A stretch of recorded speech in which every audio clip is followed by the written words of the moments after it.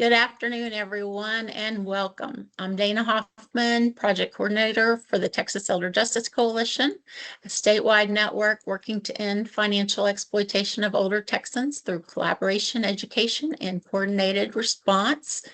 Today's session is being recorded, and check questions in the chat. Stephanie will monitor the chat and include them as we go along. Texas leads the nation in solar energy, but that growth has been accompanied by a rise in predatory sales practices, often targeting older and non-English speaking Texans with misleading claims and long-term financial contracts. In this webinar, you'll learn about proposed state rules and ways to take action. I'm pleased to welcome Stephanie Mace with AARP and Ann Baddour with Texas Appleseed, and I will let them introduce themselves. Stephanie, let's get started. Good afternoon, everybody. It's a pleasure. Thank you so much, Dana, for the invitation to speak to the coalition today. I think that was a great introduction. I don't know if we need any more detail. I'm with AARP Texas. My focus is on state advocacy, particularly around consumer protection issues, utility issues. And I guess, Ann, do you want to give a little bit more of a background on kind of your focus? Absolutely. I'm with Texas Appleseed, and I work on a variety of issues that tie into consumer protection, from predatory lending to frauds and scams and harmful debt collection practices, harmful lending practices. So a whole gamut of issues, and really excited to be here today. Great. And then, so we have a presentation that we're giving today. Anna and I are going to kind of go back and forth, kind of tag team this presentation. First, we're going to introduce the issue. Why is it an important issue for the elder justice advocates? Ann's then going to present on complaints, kind of information about solar panels, and then what passed this past legislative session, and then kind of implementation and opportunities to get involved. So with that, let's go ahead and get started. AARP, so I work with AARP Texas, and one of our big areas of focus is fraud and elder financial exploitation. I work on that issue with my colleague Andrea Earle, who you've probably met in some of the meetings. But as we were kind of talking to our members, learning more about some of the challenge they had in the utility electricity space, this was an issue that surprisingly kept coming up. I heard about it in the news, but didn't really understand that, how many of our members had really reached out or was interested in getting solar panels. One, because they were really interested in reducing their electricity cost. But two, they were also interested in getting, kind of making sure that their electricity was resilient, kind of ensuring that they had electricity at all times, mostly because they had some type of medical equipment or just kind of temperature.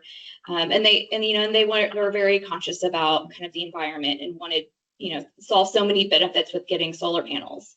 But they really felt that they were taken advantage of. They did their research, but they still felt that they were given misinformation or misled. And so this was an area that AARP has worked on.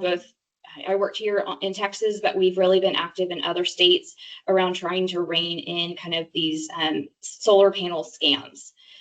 It's another big issue. We know that older adults are prime targets for fraud, especially solar panel, by solar panel bros or solar panel salespeople. But we also, these loans can potentially be $60,000 to $80,000 to $100,000. It really threatens people's housing security, their retirement stability. It also is a challenge for caregivers when they're the children of older adults, when they're trying to maybe move their parent into some type of long-term care facility or move them into their home, and there's a lien on their home, which is just another level of frustration and confusion that then kind of slows down their goals. So that's kind of one of the reasons, or kind of a handful of reasons why we're so concerned about solar panel fraud, but also gives kind of an overview of kind of why we're doing this. I'm gonna think next is kind of Anne to cover some of her research. Great, Stephanie, and thank you so much for that really wonderful overview of the issue. And it really aligns with work that we've been doing at Texas Appleseed. And starting about 3 or 4 years ago, we started hearing from different legal aid providers and other people that solar panel frauds and scams were becoming a really big problem. And this QR code connects to a report that we put out a little more than a year ago on the topic, and that really cemented our work and our advocacy in this area to identify and address problems. So like Dana was mentioning, residential rooftop solar in Texas has increased quite substantially. This looks at 2018 to 2025, and the 2025 numbers are preliminary, but still we saw an 818% increase in that time period. Texas ranks second in the US for residential solar power generation. And so what was driving this boom? There were a couple of dynamics happening around the same time, both nationally and in Texas, that really fueled this increase. There were federal tax incentives. They allowed up to 30% tax credit for qualifying residential solar panel systems. And though those are no longer available, those were both an incentive as well as a key area of misrepresentation related to sales of solar panels to people.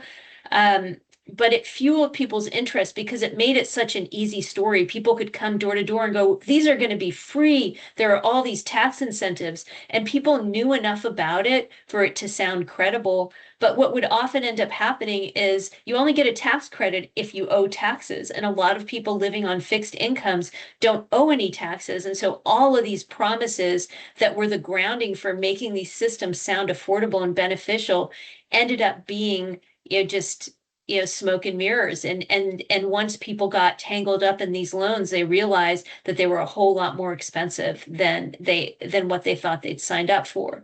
But there were also some significant weather events like Winter Storm Uri and another 2023 winter storm that led to long-term power outages, Hurricane Beryl, that made people start to look at alternative ways. Both it caused the cost of electricity to go up substantially, and people were looking for ways to not have to endure long periods of heat or cold without power. And so on the surface, it looked appealing. So just to backtrack a little bit and talk about what these different solar panel contracts looked like and how do people afford to pay them. Stephanie mentioned sometimes these systems can be $60,000, $70,000, $80,000. So there are a couple of different mechanisms that are being sold to people, and I think it's helpful to understand them. So the first is purchase. And so if someone purchases them, they're fully responsible and own the system. And these are often financed through special solar financing lenders. They specialize in this, and they tend to be 20 and 25-year loans. And when you think about these products being marketed to older Texans, we'll get into this in the complaints, but we saw people 80, 85, 90-year-old getting into these 25-year long loans, which clearly is not something that matches with the needs of that individual. Lease is another way, and this is where the solar panel company owns the system, and the consumer pays a fixed monthly rate, and they can result in an option to buy at the end or just a termination of the lease. But these are also tend to be quite long-term. Or a power purchase agreement. And so for a power purchase agreement, it's a long-term contract with the solar panel company where they own the system and the consumer pays a fixed rate to buy the power from the company. So these are the three main structures, and it's important to understand these as we move on to the consumer complaints and then the section about the laws that passed and the rules that are being implemented. One of the things just to also put this into context is we're seeing fewer or a lower level of push on the purchase side now that those incentives are gone. So it will be interesting to see where the market evolves. And one of the things that Stephanie and I were discussing before this is that more and more companies are moving to the power purchase agreement model. And this also has pitfalls, but because the purchase model was so lucrative for a while, that was the predominant model that we saw in a lot of consumer complaints. So who are the parties that are involved? Because it's important to understand these different parties. And a lot of times they're totally separate. So you have the sales that is just a third party, often contractor working on commission that goes door to door. The installer, this is the company that actually provides the solar panels and installs them. And sometimes there can be two different parties as well here, the person who sells the panels and then the person who installs them, and then the lenders. And having all of these relationships in a non-connected way created a lot of problems. And we'll see in the rulemaking, we'll be discussing that one of the focuses of the rules was to create joint liability across these different people, because what was happening was the salesperson would get their commission and then walk away, and the installer and then the retailer would provide the panels. The installer, maybe they'd do their job, maybe they wouldn't, but everybody was pointing fingers at the other person. And so it was hard to find who in the end is a responsible party for some of the problems that we were seeing.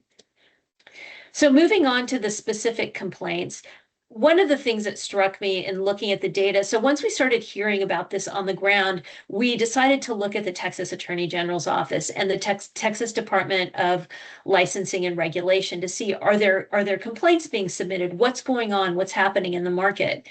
And we saw this consistent pattern of complaints.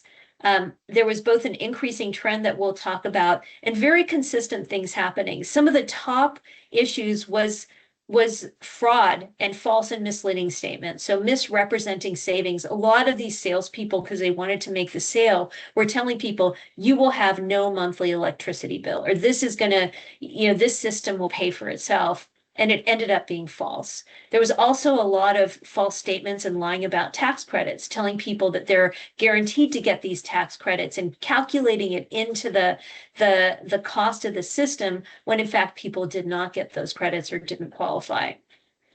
There was a lot of unsatisfactory service, like bad or faulty work, people doing a bad job installing the systems. Also having non-functioning systems. So they'd come in, they'd install them, but then they'd say, oh, well, actually your electrical box, it doesn't work, so the system can't work. Or, or we need to upgrade your roof in order for this system to work. But people had already purchased the system and it was creating these compounding costs, and people were ending up having to pay on loans for a system that wasn't producing any energy.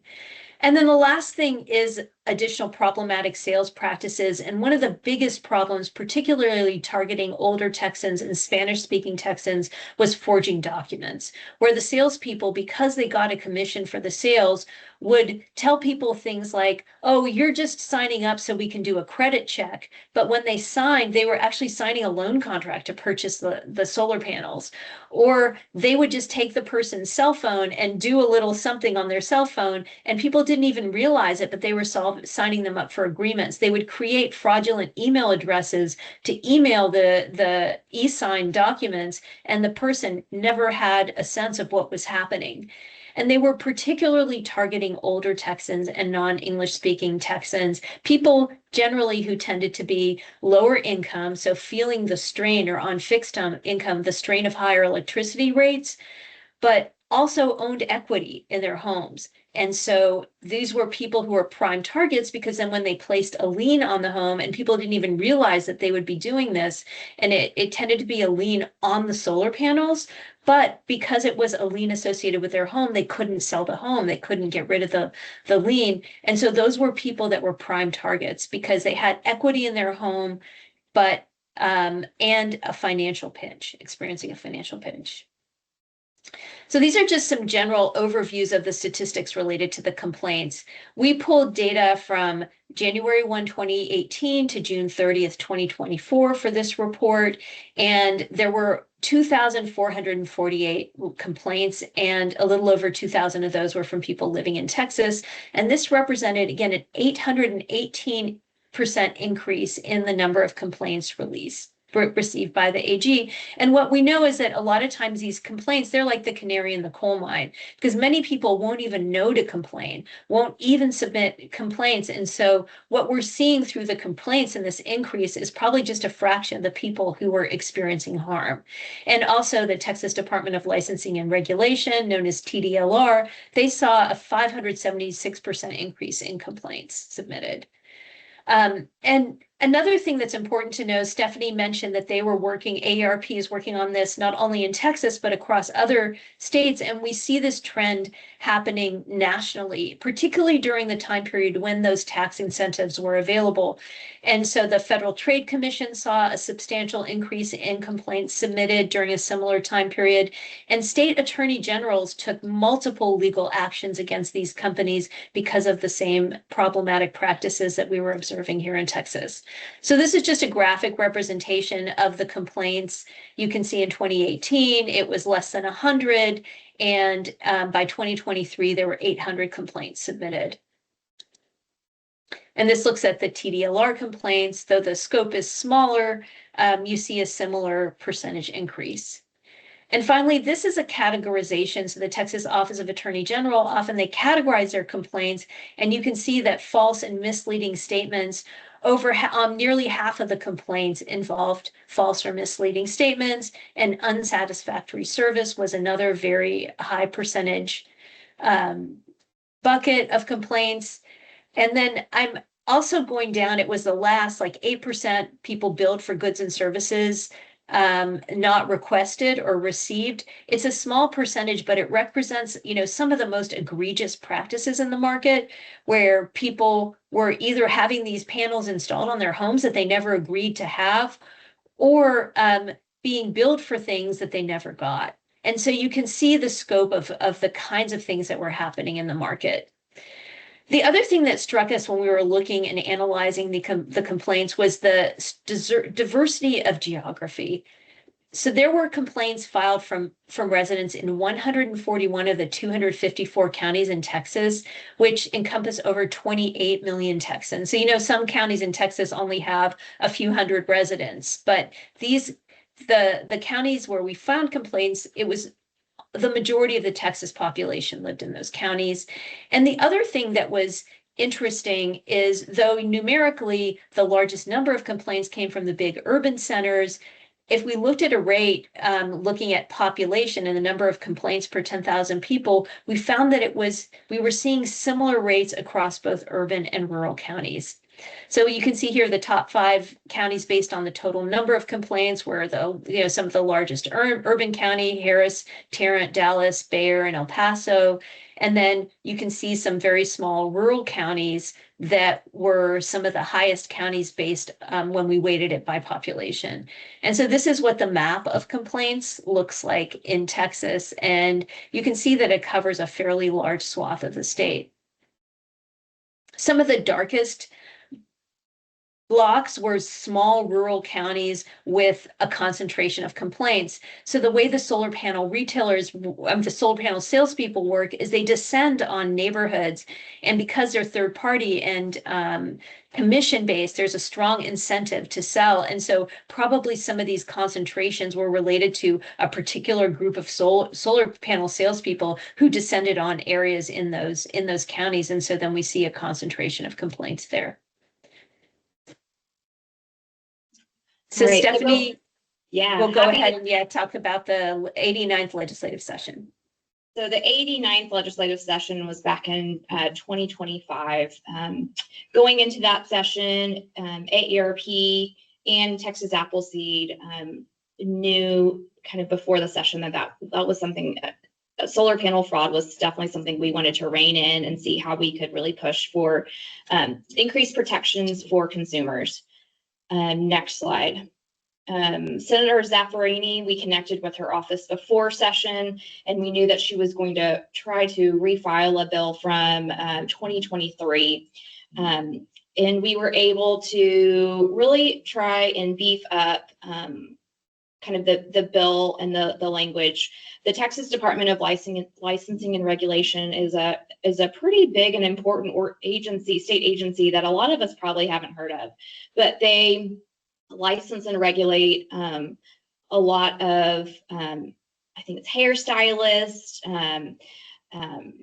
you know, a lot of any state agency or any occupation that is licensed right now by the Texas Department of Licensing and Regulation. They had received a lot of complaints around solar panels, which Ann just showed kind of the data of the complaints that they received. And so they were really open to creating registration requirements for solar panel businesses and solar panel salespeople. What was passed is a pretty good bill, which now requires TDLR to create registration requirements. Salespeople will have to be licensed annually. They also have certain requirements of things that need to be listed in the contracts, specific information that needs to be given to the customer. They're also able to prohibit and issue warnings, cease and desist orders, penalties for any salesperson or business that has any type of false or misleading information. So that was kind of the big bill that passed last session, SB1036.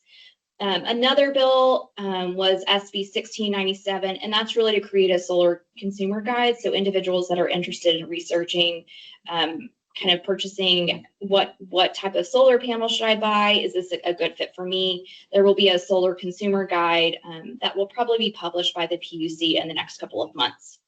The TDLR created a working group of individuals from different segments of the population, representing different groups, to start drafting what these rules could look like for solar businesses and solar salespeople. And so I'm going to talk about what these proposed rules, what they state. They've recently been released, and TDLR is asking for public comment. And here's kind of a high-level overview of what those proposed rules state at this time. At the end, would like your kind of thoughts on these rules, any ways that we can make improvements to them. But the next couple of slides are really going to be kind of what is included in those proposed rules.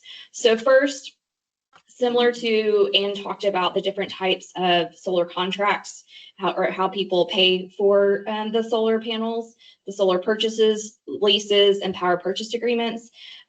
These proposed rules thankfully cover all three different types. And they are solely for small single family and small residential property. So anything that would be considered a residential property outside of kind of the large multifamily, so any type of apartment building. And they, like I said, are going to apply for both solar retailers and solar salespeople. Next slide. Effective September 1, so 2026. So that would be, what is that, in maybe 4 or 5 months? All solar salespeople and retailers must register with TDLR. So after the rules go into effect, the solar salespeople and solar retailers will have a better understanding of what it means to register. But they will be needing to complete an application. It'll also have some type of background check. And so, we want to ensure that only those salespeople that haven't committed any type of fraud are allowed to go door to door and to talk to people about purchasing solar. There is an exemption. Licensed electricians are already licensed by TDLR. And so there is a carve out in the rules for licensed electricians. But there is a process if you do have a complaint around a licensed electrician, which is licensed electricians are needed for the installation of solar panels, there is a process to submit a complaint. So they have their own rules. Unfortunately, they do not have to be licensed as a solar retailer. And as I've already said, TDLR has the authority to investigate complaints, impose penalties, and order corrective action. And that's kind of all listed out in more detail in these proposed rules. Code of conduct. So it really prohibits any type of tactics that may mislead individuals to thinking they're with utilities or government programs, promising free solar, guaranteeing savings, elimination of electricity bills. That's another thing that we're seeing is people assuming that they aren't going to have an electricity bill, which is in fact not the case. And in some cases, they're continuing to pay electricity at around the same rate. Any type of those high pressure tactics is all prohibited. TDLR is in the process right now of creating educational materials and disclosure forms. The educational materials will be required, I think right now in the rules, it says that educational materials will be required to be given by the salesperson to the consumer at least 24 hours in advance of the consumer signing a contract. The disclosure form is going to be a high-level overview of what is included in the contract, because contracts can be 50 to 80 pages. And so this should be able to provide consumers with a high-level kind of understanding of what they're signing onto.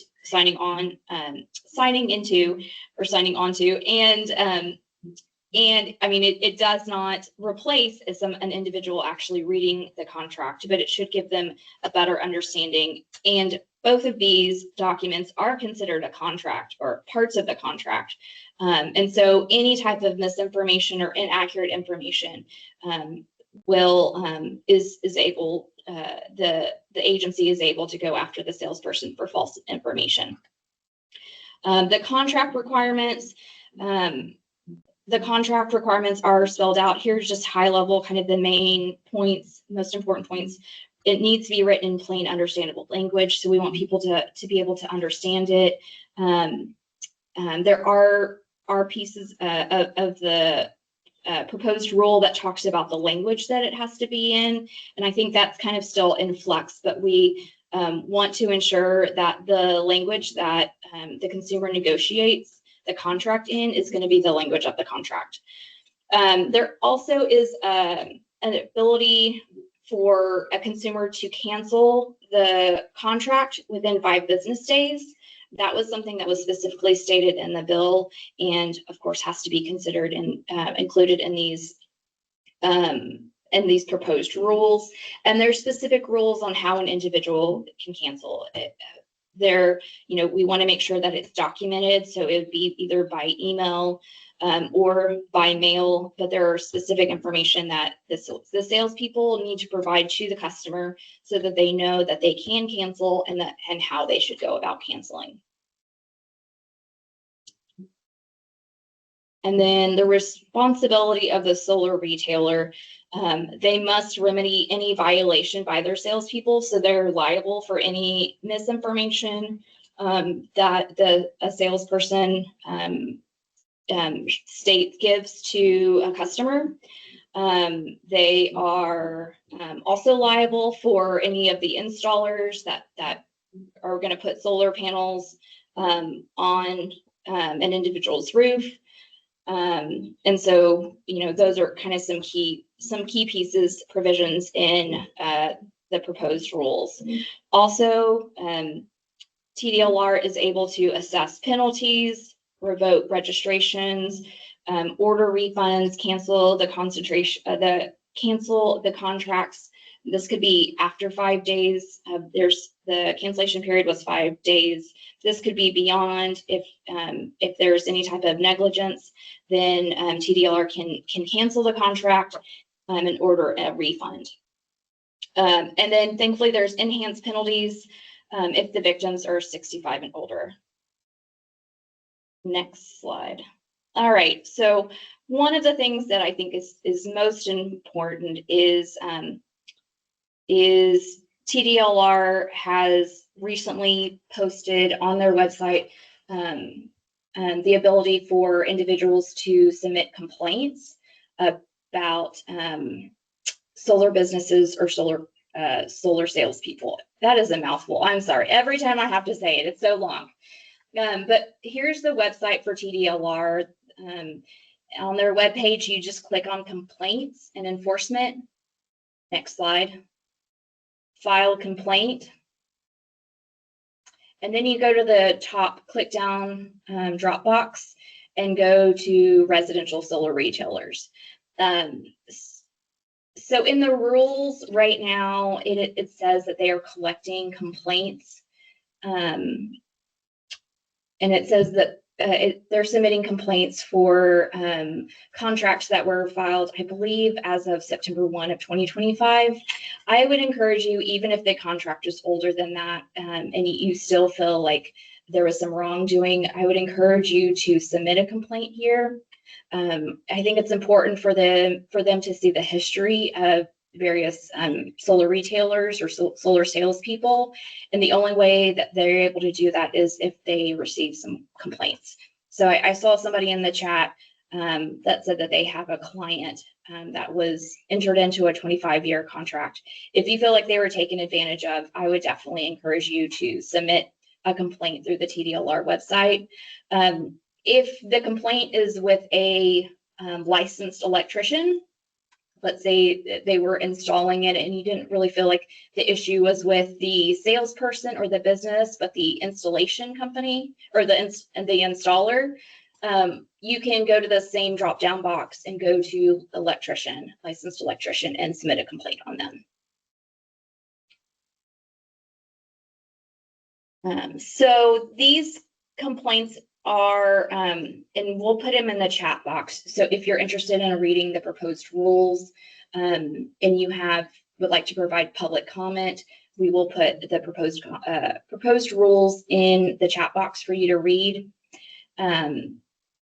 We would also encourage you to please share information about how to submit complaints, both to your clients, to your family members, and talk about some of the common scams that we've talked about or you've heard from other people, just to spread awareness that there is an issue. And so people will hopefully be a little bit more cautious before they enter into a contract for solar panels or do more research. Hopefully the PUC will have their consumer guide posted soon, but there are other websites out there. So I know that the Solar Association and other consumer associations have consumer guides that'll help you kind of think through if solar panels are a good fit for you.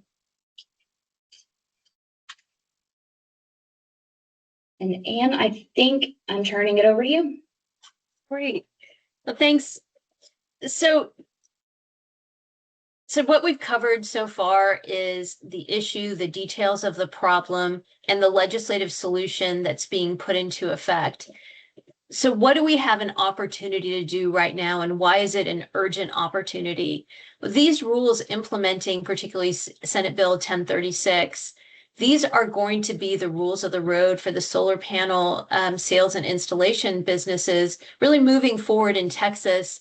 And it's always better to engage now on the front end, because once they go into effect, it can be many years before there's an opportunity for them to be revised, changed, improved. And so given that the people here in the room in this coalition attending this webinar, you're representing or have clients who are among the people who have been most targeted by some of the worst practices. So it would be great for us to consider some kind of collaboration around submitting a complaint. I mean, not a complaint, rather a comment to TDLR to both reinforce strengths of the rule and highlight areas where the rules can be clarified. So I wanted to highlight some strengths from our perspective, having analyzed and worked in this area for a few years now, and then we would love to hear your perspective. But some of the strengths, Stephanie mentioned that there's now accountability. We talked about those different parties to the transaction, the seller, the retailer, the installer, the lender, they were all like, everybody was finger pointing, like, I didn't do anything wrong. They did the wrong thing, or this person did the wrong thing. It was a salesperson. And these salespeople, once they leave, you can't find them again. And so an important part of this rule is it creates joint liability among all these parties. And really the solar retailer is at the center. They're responsible for the actions of the solar salespeople, and each salesperson must be registered with a particular retailer. And so that creates accountability. The installers have to be licensed electricians who are another accountable party in the transaction. And then the lender, what I think is really important is there are requirements in the contract that if the contract is canceled within 5 days, that any associated loan must be canceled, and that if there is a complaint that's filed and it results in cancellation of the contract through the regulatory process, that the retailer is responsible for resolving the loan. So that creates a lot more joint liability and accountability, so that instead of being focused on making the sale, there's now accountability that things are done correctly, and that that people are treated well. And when there's a problem, there's a real beneficial remedy. The other thing that I think is really important, some of these companies were selling panels and offering lifetime warranties for the panels, and then they would go broke. They would declare bankruptcy, and suddenly these lifetime warranties were up in limbo. And so now there's a requirement that when a warranty is sold with the transaction, that if the company stops doing business, leaves Texas or otherwise, they must designate another entity that's responsible for fulfilling the warranty contract. So those are some things that I think are very strong in the rule, in addition to the code of conduct that Stephanie mentioned, the prohibitions, the disclosures. Those are all very important components as well. And some of the things that we hope can be strengthened or clarified. I know that AARP has been doing a lot of push for not just allowing paper disclosures, electronic disclosures and electronic contracts, but also requiring paper to be provided to the person, and having some kind of waiting period between when the person gets the information and when they sign the contract, just to create both assurances that people are actually getting the information and some friction in the process, so people are not coerced or otherwise pushed into doing something too quickly that's probably against their best interests. Another area that I think would be helpful to clarify is that there is important language around the language spoken for the transaction and the language of the contract, and some accommodations being made for people getting disclosures in contracts, for example, in Spanish, if the transaction's negotiated in Spanish. But I think that language can be clarified, because as it's written right now, people have to affirmatively ask for that information to be provided to them in the language that they communicated with the salesperson. And I believe few people would know that they should even ask for that.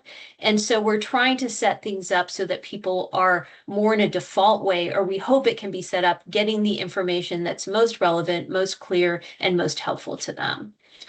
So that's kind of the end of our analysis, and I'll stop sharing in a moment, and hopefully we can have a conversation. But what we would love to hear from you is, what have your clients experienced, and what information could have really made a difference for your clients, understanding that this can be a hard sell scenario? What information did they feel like they totally missed, that if they'd known it, they might have made a decision that was better for them? And so I'll stop sharing and would love to have a conversation.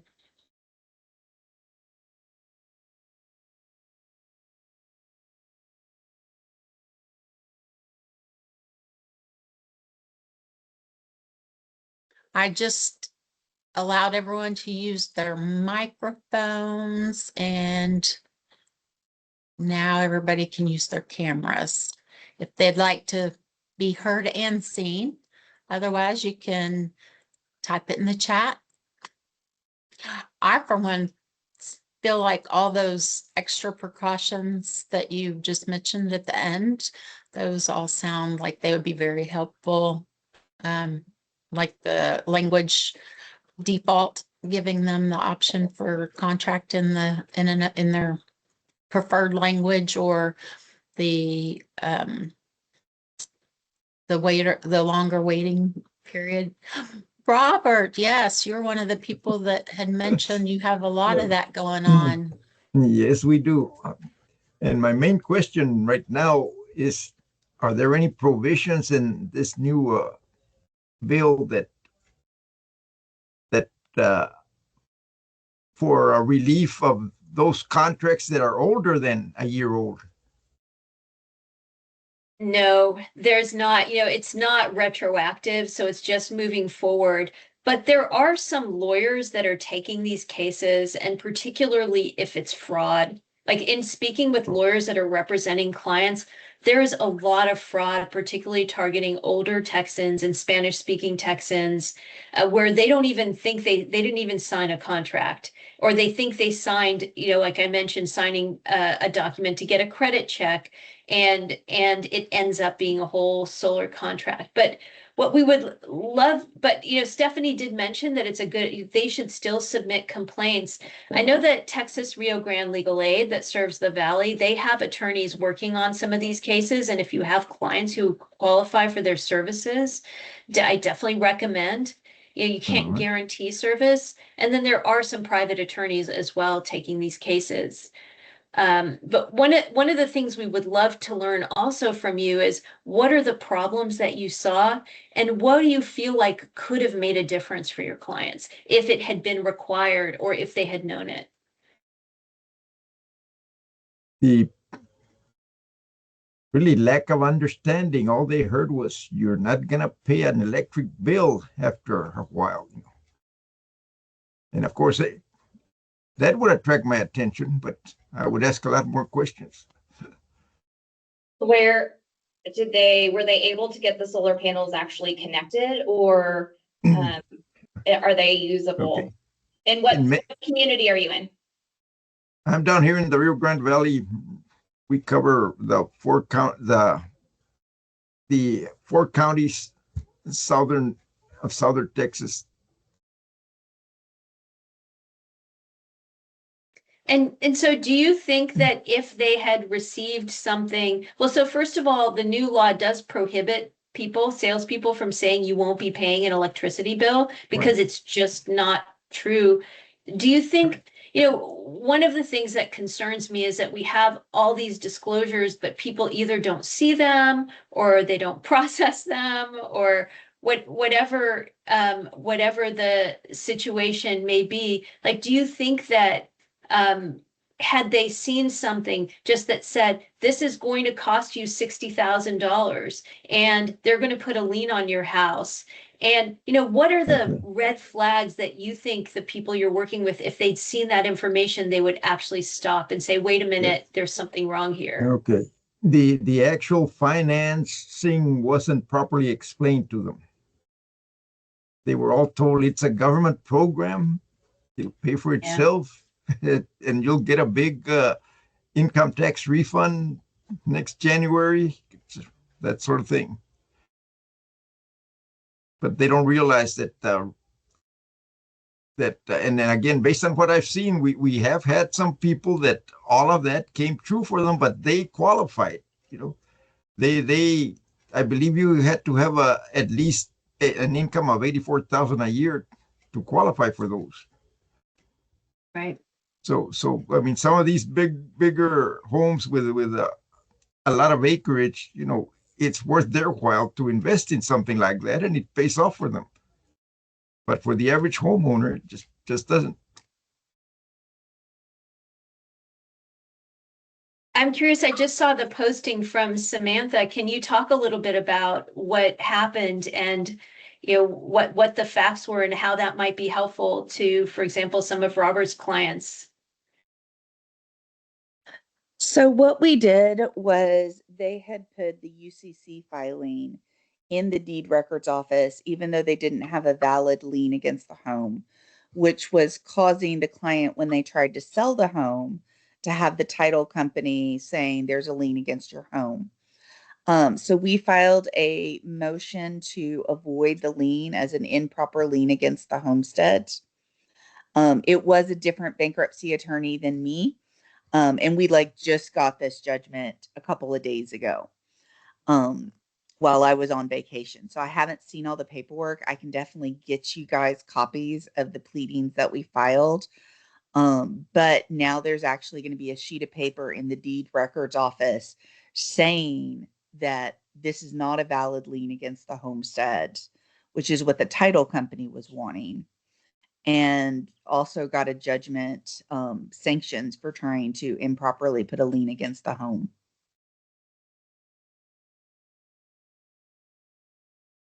And are you all should we encourage folks who are in your service area to reach out to Landwit? Are you open to having more clients with solar panel related legal challenges?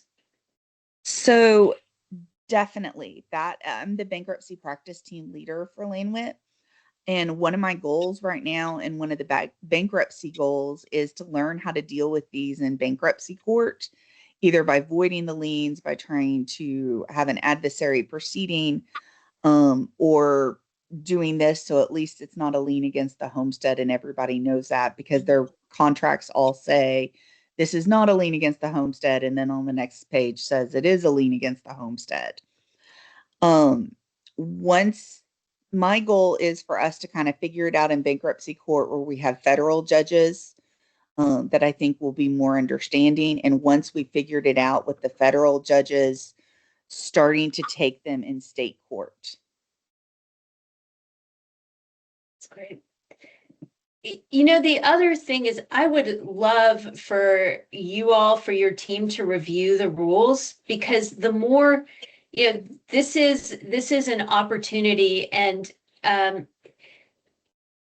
one of the things that I worry about is that when something's in a disclosure, but people don't process it or see it, that it can end up hurting them, because then the company just holds out and goes, look, this was in the disclosure, so there's no fraud, there's no confusion. So I would love to have as many, attorneys who care about low-income Texans and people who have been, essentially defrauded by or lied to and facing financial harm because of it. It would be great to have those eyes on these rules to make sure that what's in there is as strong as we can make it and is beneficial for people. Absolutely. I'll put I think y'all have my email from registration, but I can put my email in the chat. If you want to send it, I can definitely find out who would be the one doing that, if it would be me or if it would be someone else.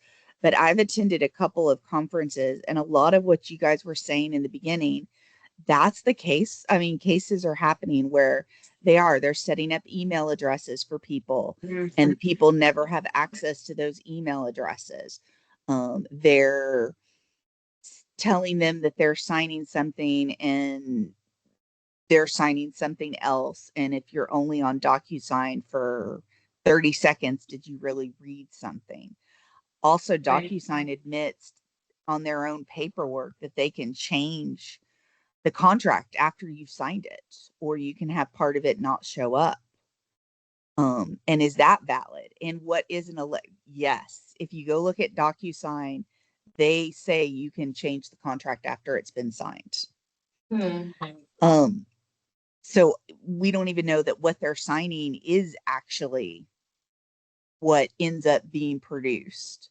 So I have a lot of issues with it. Because I'm a bankruptcy attorney, I see everything with a bankruptcy hat. And I know my judges, so I know what I can kind of push and what I can't. But there's some very disturbing cases, and it's been one of my goals for 26 is to start trying to clear these titles so that they can sell their homes or whatever it is they're needing to do. Right. And I guess bankruptcy is an interesting angle because I know that some attorneys that have been suing based on the fraud or, just the validity of the contracts to begin with face arbitration. And sometimes when it goes to arbitration, the arbitrators are come out of the business world and can sometimes, it just depends individual to individual, but can be less open to the fraud arguments because on the face of it, it looks like they've checked all the boxes. Exactly. And we don't have juries, we have judges. Lots of judges are very sympathetic to the plight of the bankruptcy client, because they see so many people and understand that, the majority of Americans are one lost paycheck from a house of cards that starts tumbling. Right. So that was another reason I liked trying some stuff out in bankruptcy court first. Have a judge decide, a trier of the fact, who can see sometimes beyond the magic act. That's not really the right term, but what we can kind of pull off for a jury, the show.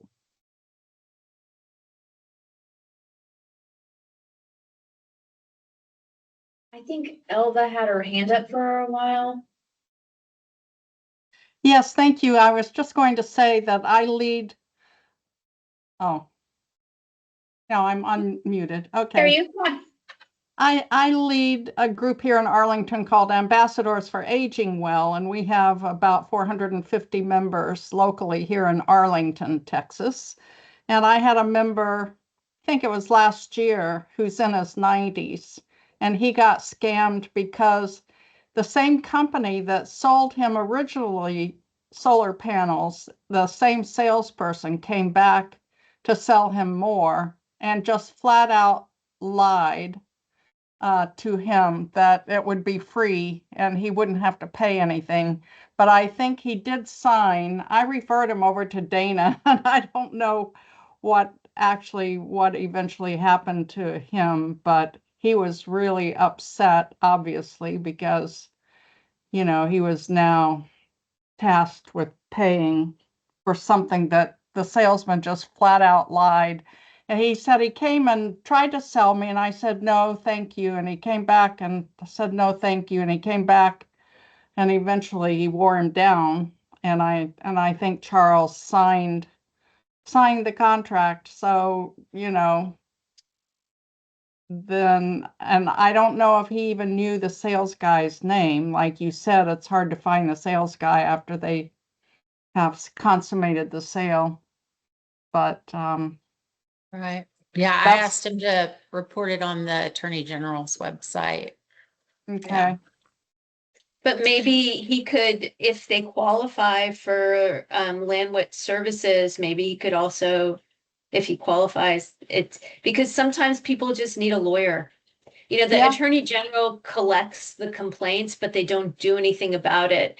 The nice thing about this new Texas, the TDLR process, is they have a process to do something about it. Now, it's not a fast process, and it takes a lot of time, but at least it exists. I don't know what And- Landwit is. Is that's a law firm, obviously, but is it? Yeah, it's Legal Is it Aid of a- Northwest Texas. Samantha, you want to give an overview of Landwit? Yes, so Legal Aid of Northwest Texas. So Texas has 3 different legal aids. She's already mentioned Rio Grande. There's also Lone Star. We cover 114 counties. I am out of our Fort Worth office. Oh, perfect. We are exactly. So feel free to email me. I noticed you were talking about Arlington. Yeah. We go all the way to Amarillo and Midland and Wichita Falls. We are all over. And if you wanted a presentation to some of your clients, we have presentations to where we can go and at least talk about what we do. We do not handle criminal law, but we do handle basically any type of civil litigation that you can think of.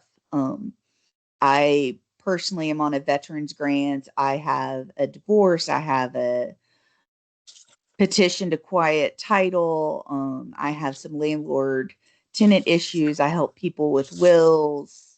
We do will clinics sometimes. And then I do bankruptcy and some other stuff. And is it pro bono or it's regular legal fees or what? If they qualify, which is about 200% of the federal poverty guideline that they Okay, need to be under, then it is absolutely free. We're paid by grants. great. I Okay. say absolutely free. Sometimes we have to pay an attorney ad litem, and we can't get those fees waived. So there are sometimes some fees, but they're not our fees. Well, if it's not the plaintiff, is it who's the attorney ad litem representing? The House or what? So not in these cases, but let's say a family law case, there may be an attorney ad litem for an unknown parent Yeah, that can't be found. right. Okay, I gotcha. And if my member's complaint went back, I can't remember if it was 2025 or 2024. If it was 2024, is there any sense in following up or no? Still send them to us and we can at least take a look at what the statute of limitations would be. Okay, I will put our main number in the chat. But yeah, and I've put my email already, but go ahead and feel free to email me and we can get somebody out there doing a presentation. Right now I speak to a VA facility once a month. I've got a bunch of speakers coming on a variety of topics every month. very good. I'd like a presentation also for the Mayor's Advisory Council for Older Adults. Maybe we could talk about that. Yeah. So I know we're getting close to time. I just wanted to talk about some next steps. I think it would be really valuable, maybe even to create a group document where people can put in stories that, like some of the stories that are in the chat for this coalition, and maybe have that be, maybe Dana, you could coordinate and we could support you in it, a comment letter on these rules, documenting the problems and asking for additional, supporting strong elements of the rules and asking for additional help. But having a combination of these stories to frame it, and then specific feedback from the groups that are on this chat and part of this coalition, I think would be very valuable. So maybe Dana, we can get together and figure out the best way to coordinate that. Sure, we can stay on and talk about it after this. And thank Yeah. you, Stephanie. Thank you, Anne, so much. We're thrilled that you were able to make time to do this for us today. And before we get off, I wondered, do you have any comments for Carlos? She said she's working with 3 seniors, late 70s, mid to late 80s, who were each told their panels would be free based on program Biden implemented. One owes 74K, one owes 42K, and one owes 29K. Neither signed contract in English as second language. One has a UCC lien already, and panels were never activated at one house. So report it to TDLR. And where are you located? She's in Fort Worth, Tarrant County. In Fort Worth. I mean, I think that Samantha might be a good resource. I don't know, Samantha, I don't want to oversell your services, but people probably need a lawyer, that I don't know that there's a good answer without a lawyer. They definitely do. And again, we're trying to do some stuff. We're maybe not doing quite as much as Trolla is right now, but we're trying to start working on solar panels because it's become such an issue. So that second number that I put in the chat is our Fort Worth office, and they'd probably end up with me if they applied for services, either me or Scott. And I think he's also on this call. Yeah, I mean, our hope is that once these rules go into effect moving forward, then there's this other regulatory remedy that exists for people. But sadly, for systems before September 1, 2025, it doesn't.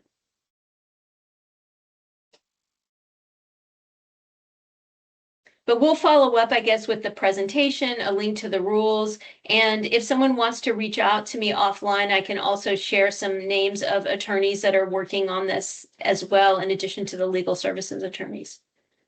Great.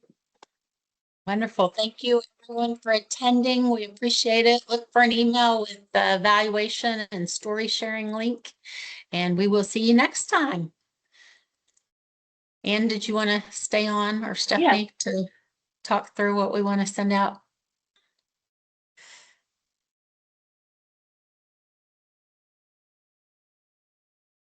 Do you want to turn off the recording? Oh, sure. Yeah.